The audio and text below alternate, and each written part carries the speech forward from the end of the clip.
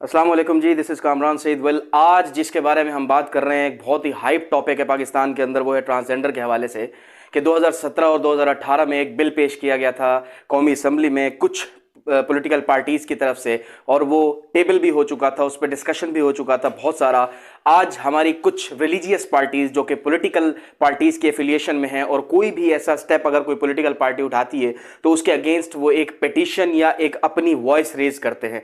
जी हाँ, इस transgender bill में 2018 में जो पेश किया गया था, 2018 के बाद आज तक 2022 में उसमें इंप्लीमेंटेशन होना था, लेकिन इन अ पॉजिटिव सेंस अगर देखा जाए सेनेट के अंदर इसकी मुखालफत में एक बिल दिया गया, अमेंडमेंट बिल। अब ये अमेंडमेंट बिल किस बेस पे दिया गया है, आया कि ट्रांसजेंडर को किस तरीके से डिफाइन किया गया है, ट्रांसजेंडर बेसिकली हैं कौन, क्या ये नेचुरल पैदा होते हैं या एम्बिगियस टाइप काउंट होते हैं, इसकी लीगल जो है आइडेंटिफिकेशन क्या है, लीगल तो हो गई, पॉलिटिकल भी हो गई, अब इसकी मजहबी आइडेंटिफिकेशन क्या है। क्या इस बिल के आने की वजह से मजहबी पार्टीज के अंदर जो एक हाइप क्रिएट हुई है, क्या इस बिल की वजह से इस्लाम का जो कल्चर है, एक हमारा इस्लामी कल्चर है, क्या उस पर हिट पड़ रही है। जी हां, ये नजर आ रहा है इस बिल की वजह से, और ऐसा लग रहा है कि इस बिल के कुछ जो शिके हैं वो इस डायरेक्शन में ही है कि पाकिस्तान में के अंदर जो इस्लामी जमहूरिया पाकिस्तान के नाम से हमारा जो मुल्क है, और इसमें एक दीन इस्लाम है, दीन इस्लाम के कल्चर को डैमेज किया जाए। ये पिटीशन और ये वॉइस रेज हो रही हैं हमारी रिलीजियस पार्टीज की तरफ से। तो सबसे पहले इसी डिस्कशन के हवाले से आज हमने एक बहुत ही क्वालिफाइड, वेल एजुकेटेड दीनी स्कॉलर हमारे साथ यहाँ पे लीग एडवर्टाइजर भी हैं, और बहुत अच्छा एक पैनल बैठा हुआ है। तो मैं सबसे पहले आप लोगों को उनसे दरूद व सलाम हो उस अजीम हस्ती पर कि जिसकी वजह से ये पूरी कायनात बनी, और उसी अजीम हस्ती की वजह से अल्लाह ताला ने ये ज़मीन व आसमान बनाए। और फिर उसी के बारे में अल्लाह ने ख़ुद फरमा दिया, वरफ़ाना लका ज़िक्रक, ए मेरे महबूब हमने तेरा ज़िक्र बुलंद कर दिया। अल्हम्दुलिल्लाह, बड़ी खुशी हुई है आज आपने हमें यहाँ बुला कर के इस मौजू पर हमें गुफ्तगू करने का मौका इनायत फरमाया। Thank you. और यकीनन इसके ऊपर इस वक्त गुफ्तगू करने का वक्त है। अगर अभी भी हम नहीं बोलेंगे तो कब बोलेंगे। ये इस्लाम के ऊपर एक कुलम कुला डाका है, इसलिए कि तमाम के तमाम कानून और ज़ाब्ते ख़यात ये सब कुछ जो है कुरान के अंदर अल्लाह ताला ने तयीन कर दिए। और फिर उसके बाद हुज़ूर नबी करीम सल्लल्लाहु अलैहि वसल्लम ने इस दुनिया के ऊपर तशरीफ़ ला करके तमाम हर चीज़ के हकूक़ बता दिए हैं, हत्ता के जानवरों तक के हकूक़ भी आप सल्लल्लाहु अलैहि वसल्लम ने बता दिए है। इसके ऊपर नया बिल जो पेश किया गया है या बना दिया गया है, इसके बारे में भी ये सारी चीज़ें वाज़े तौर पर सामने हैं। नबी अकरम सल्लल्लाहु अलैहि वसल्लम का फरमान है कि फरमाया कि जिस शख्स ने अपनी अल्लाह ताला ने उसको मर्द बनाया है मगर उसके बावजूद उसने औरत बनने की कोशिश की, तो उसके ऊपर अल्लाह और अल्लाह के रसूल सल्लल्लाहु अलैहि वसल्लम की लानत है।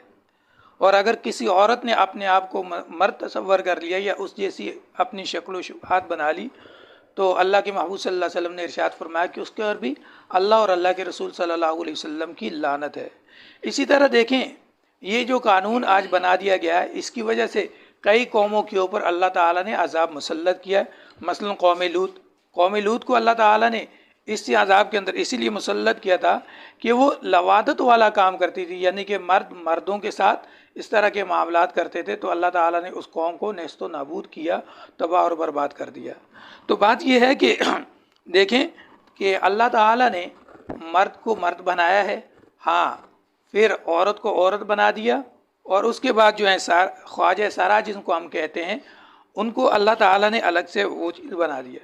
अब मामलात क्या हैं, अगर कोई मर्द ये बनना चाहता है तो यकीनन वो एक ज़्यादती कर रहा है। ज़्यादती के साथ साथ सिर्फ यही नहीं है, बल्कि वो इस्लाम के कानून को भी पारा पारा करके आगे निकल रहा है, और जिसकी इजाज़त इस्लाम बिल्कुल भी नहीं देता। इस वक्त अगर देखा जाए तो हमारा सब कुछ जो है वो इस्लाम है। अगर हम इस्लाम को छोड़कर आगे निकलेंगे तो यकीनन हमारे अंदर और जानवरों के अंदर कोई फ़र्क बाकी नहीं रहेगा। और दूसरी बात यह है कि हमें तो चाहिए कि ताकि ये जो लोग हैं, यहूद व नसारा है या दूसरे तीसरे जो गैर मज़हब हैं, वो हमें देख करके हमारी तरफ आने की कोशिश करें, मगर आज हमने अपने आप को ऐसा बना दिया है कि हम उनकी तरफ जाने के लिए तैयार हैं। तो क्या ये हमारे लिए बहुत बड़ी नुकसानदेह चीज़ नहीं है? यकीनन है। आज हम अपने दीन से, इस्लाम से फिर रहे हैं। बाद में आपकी इस तरफ आना चाहता हूँ, अल्लाह ताला ने मर्द को बना दिया मर्द और औरत को औरत बना दिया। अब ख्वाजा सरा जो है अलग से। अब इस बात की अगर एक आदमी अपने आप को माजूर करके वो औरत बनाना चाहता है, तब भी इस्लाम इस चीज़ की इजाज़त नहीं देता।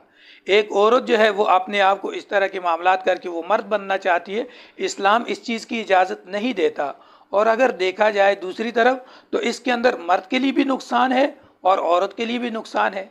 मर्द के लिए नुकसान इसलिए कि जो अल्लाह ताला की तरफ से जो विरासत तकसीम कर दी गई या वो बना दी गई है, मर्द को अल्लाह ताला ने उसके अंदर ज़्यादा हिस्सा दिया। अगर वो औरत बनने की कोशिश करेगा तो यकीनन वो इस चीज़ से भी महरूम हो जाएगा। तो ये बड़ी नुक्ते की बात है। सर ये भी बता दीजिए, अल्लामा साहब के हुज़ूर पाक सल्लल्लाहु अलैहि वसल्लम ने इनका बहुत ख्याल रखा है। जी जी। इनके हुकूक के बारे में भी बात की है। लेकिन जब हम इस जो पास हुआ है, करारदाद पास हुई है, जो बिल पास हुआ है, इसके अंदर अब देखते हैं तो इसमें हमें थोड़ी सी तब्दीली नज़र आती है। थोड़ी सी ये वजाहत कर दें कि क्या मिसाल के तौर पे अगर कोई एक शख्स है, उसको महसूस हो रहा है कि मैं जो है मेरे अंदर कोई लड़का हो के लड़कियों की फीलिंग शो हो रही है, तो वो कहाँ जाए, क्या करे, किसको बताए? वो किसी को नहीं बताता।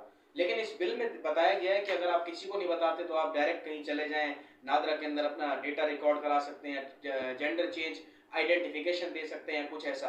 दीन के हवाले से भी कुछ ऐसा है कि अगर कोई फीलिंग्स आ रही हैं, इस बिना पर ख्वाजा सरा बताया जाता है, या उसका कोई मेडिकल बोर्ड या कोई हकीम या कोई बताता है इंसान, या उसका एक सर्टिफिकेट होता है, बर्थ सर्टिफिकेट, कि ये बच्चा मेल है या फीमेल है? थोड़ी इसकी वजाहत कर दीजिए। जी जी।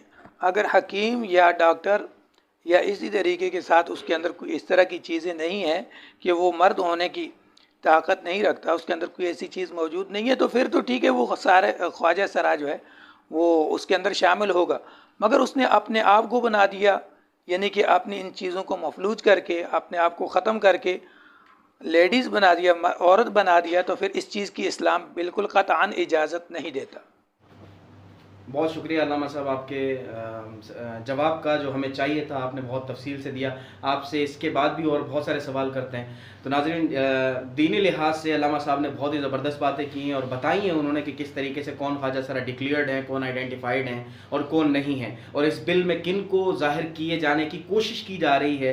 ये सारी चीज़ें जो है, या हाइप क्रिएट की जा रही है, आखिर ये क्यों की जा रही है, बहुत तफसील से उन्होंने बताया। तो हमारे साथ पैनल में दूसरे भी हैं, अज़ीज़ फरीदी भाई हैं, और ये फरीदी सिलसिले से हैं और माशाल्लाह बहुत ज़बरदस्त नॉलेज है इनके पास भी। और हम इनसे भी ज़रूर पूछेंगे कि आप बताइए हमें कि अल्लामा साहब को सेकंड करते हुए ऑब्वियसली, कि ये जो ट्रांसजेंडर बिल पास हुआ है, आपके हवाले से, आपके नज़रिए के मुताबिक क्या ये सही हुआ है या गलत हुआ है?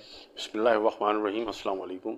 जैसा कि अल्लामा साहब ने भी आपके सामने बताया बिल का, असल में मुझे तो इस बारे में बात करते हुए भी शर्म सी महसूस होती है एज ए मुसलमान होने की, कि हम इस्लामी जमहूरिया पाकिस्तान में रहते हैं, हम बहैसियत मुसलमान, जबकि अल्लाह ताला ने कुरान में इस कानून को वाज़ेह कर दिया है, नबी पाक सल्लल्लाहु अलैहि वसल्लम ने शरीयत मुताहरा से साबित कर दिया इस चीज़ को, तो मैं नहीं समझता कि इसके बारे में डिस्कस भी होनी चाहिए एक मुसलमान माशरे में। लेकिन चूँकि हमारे ऊपर मुसल्लत साम्राज्यी क़ुव्वतें वो हमारे दीन में मुदाखलत करने की हमेशा से कोशिश करती रही हैं, कभी नामूस रिसालत पर तौहीन आमेज़ खाके खाई करते हैं, या इस किस्म की कोई बात करते हैं जिससे मुसलमानों को दुख पहुँचता है, या इस किस्म के, हमारे यहाँ बहैसियत मुसलमान इस चीज़ का कोई तसव्वुर नहीं है। तीन चीज़ें बिल्कुल क्लियर हैं।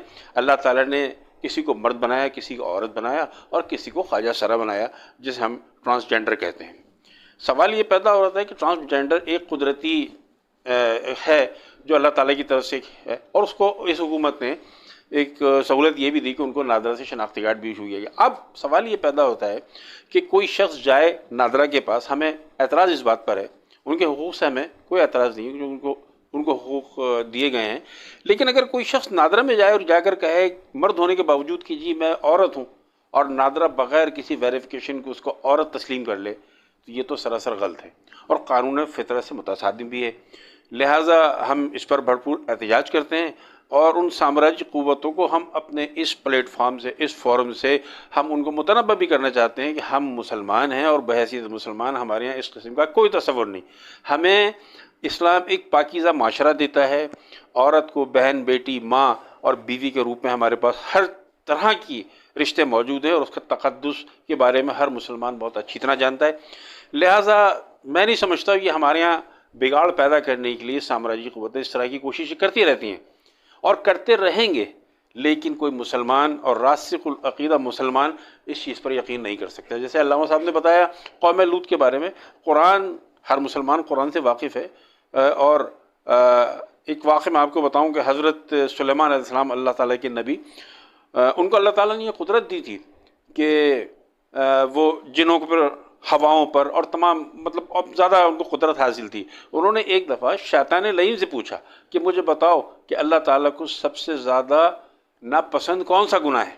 तो इब्लीस का जवाब सुन के आप हैरान हो जाएंगे कि अल्लाह ताला से कहता है, अल्लाह ताला फरमाता है कि मुझे सबसे ज़्यादा नापसंद गुनाह ये लवातत है, जो मर्द मर्द के साथ या औरत औरत के साथ करती है।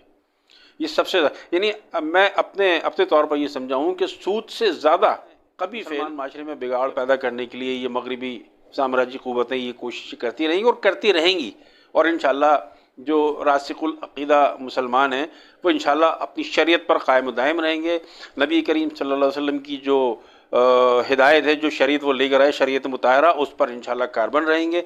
और हम इसकी भरपूर मुखालफत करते हैं इस कानून। आपने बड़ी तफसील के साथ बताया, अल्लामा साहब की बात को सेकंड करते हुए अल्हम्दुलिल्लाह। और बेहतरीन बात की है आपने कि जो दीन पर कायम होगा शख्स वो कभी भी इसकी एक्सेप्शन नहीं करेगा। हाँ, जहाँ तक ख्वाजा सराब को हुकूक देने की बात है हर कोई एक्सेप्ट करेगा, लेकिन हुकूक जहाँ पामाली और दूसरी शक्ल में किसी और शक्ल को अख्तियार करके इस्लामी कल्चर को डैमेज करने की बात करें तो बिल्कुल कोई मुसलमान इसको नहीं एक्सेप्ट कर सकता। सर इंशाल्लाह आपसे सवालों का सिलसिला आपसे भी जारी रखेंगे। सो थैंक जी। तो बहुत बेहतरीन बातें हुई हमारी अल्लामा साहब के साथ भी और अज़ीज़ भाई अज़ीज़ फ़रीदी साहब के साथ भी।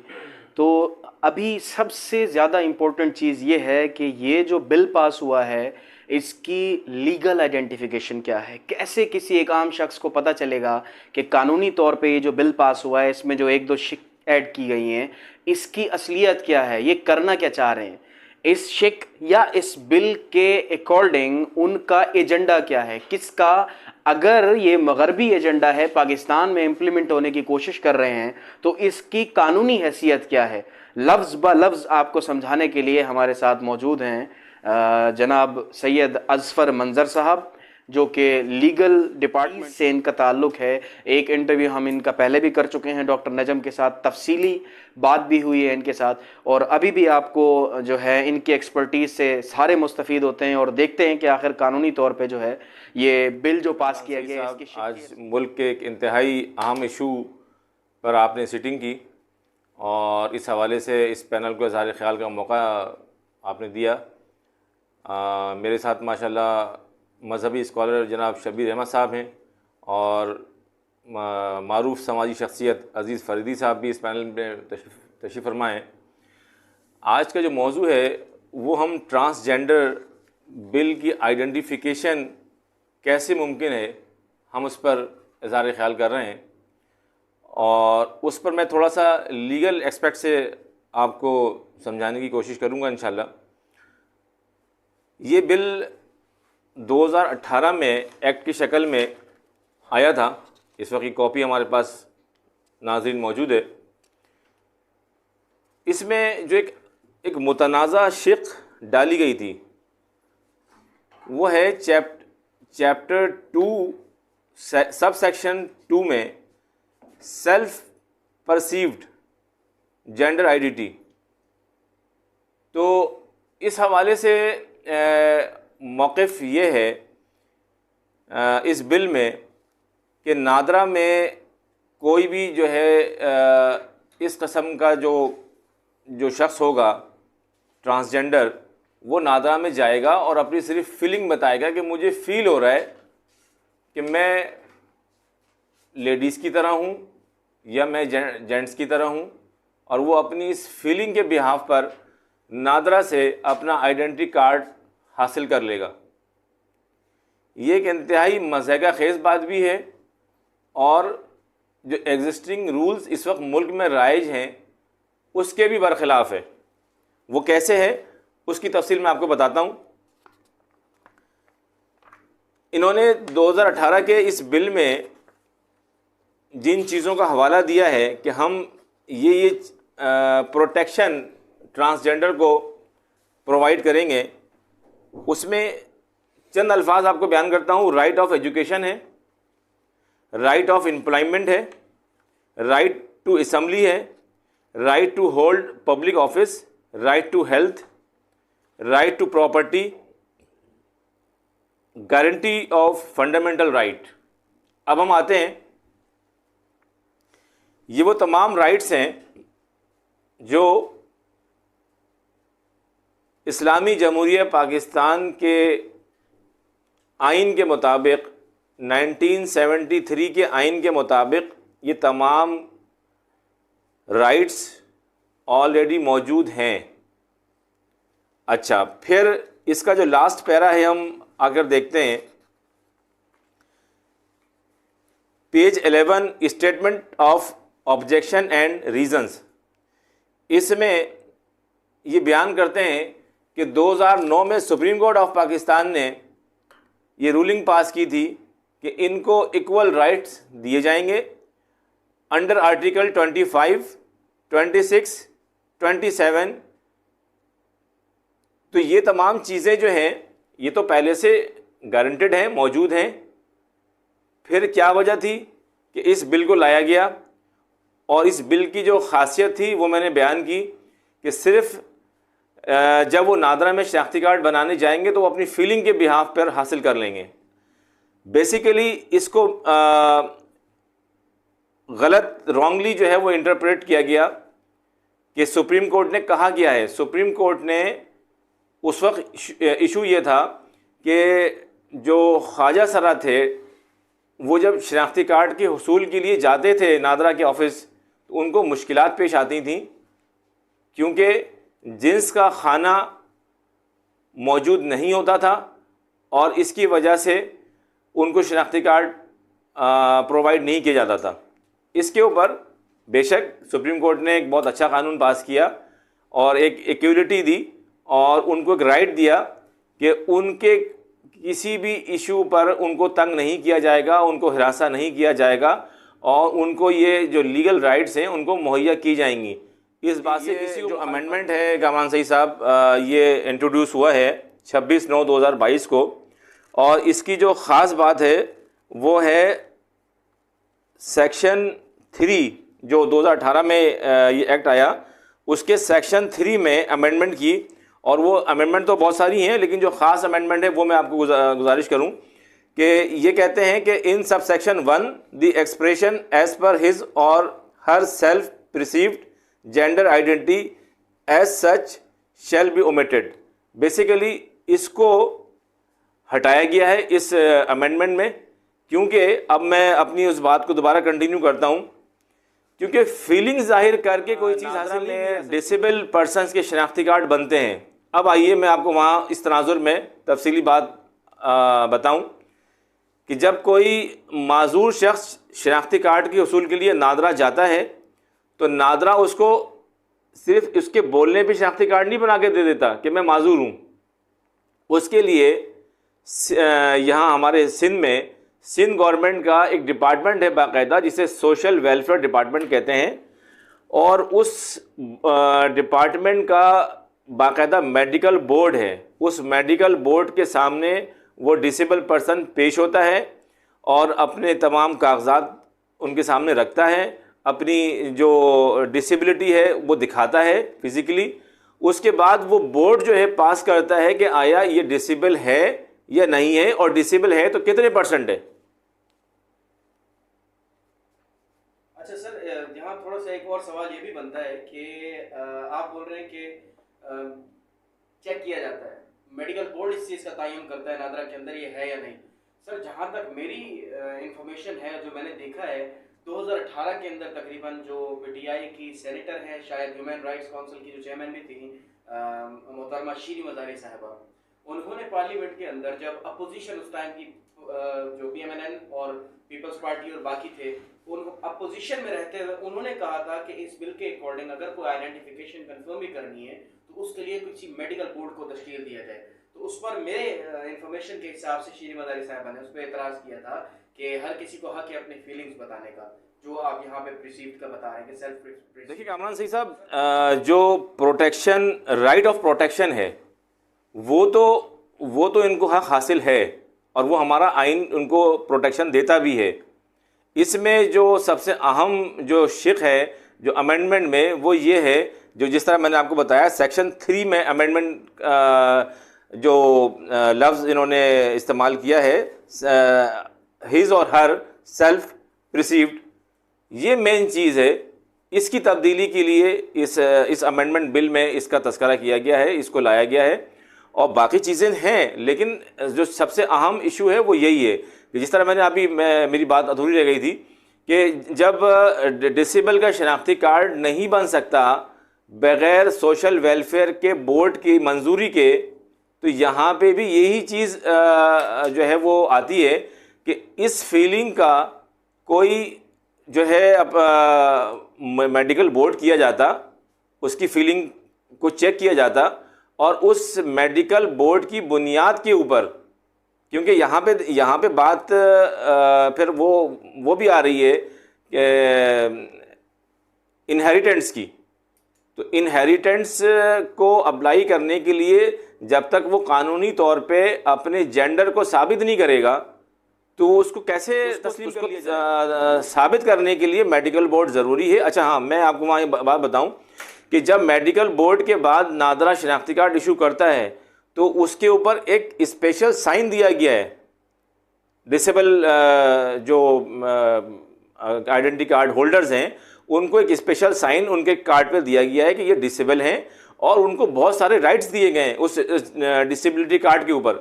तो मेरा मौक़िफ़ यही है कि जिस तरीके से यहाँ पे एक स्पेशलिटी रखी गई थी कि इस प्रोसेस से गुज़र के आपने जाना है, तो यहाँ पे भी यही होना चाहिए कि एक प्रोसेस होना चाहिए और उस प्रोसेस को जो है वो कंप्लीट करके फिर आप आगे बढ़ें। आपने जो न सिर्फ नादरा का शनाख्ती कार्ड है बल्कि एम्प्लॉयमेंट है, ड्राइविंग लाइसेंस है, बहुत सारी चीज़ें हैं, वो सारी चीज़ें आपको मुयस्सर आ सकती हैं।